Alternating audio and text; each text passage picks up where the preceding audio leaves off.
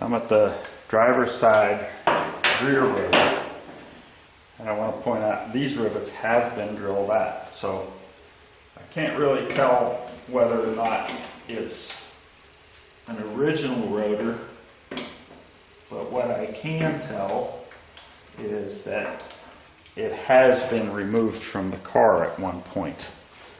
So whether it was to replace the rotor or might have been to do the bearings or something like that, but this rotor has been off of the car.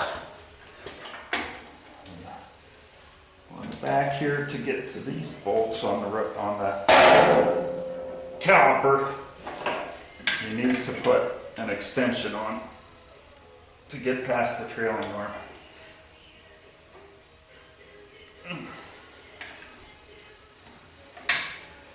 That one's pretty tight.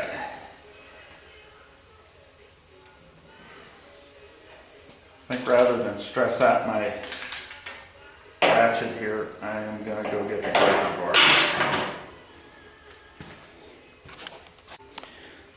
I ended up using the impact wrench on that, beating on it for a while. Again, it slips right off. This is the caliper that was leaking, and looking at this caliper versus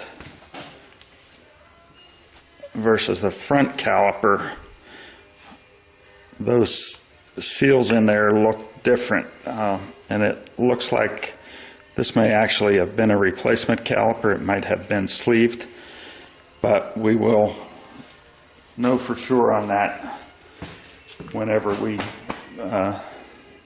rebuild the calipers.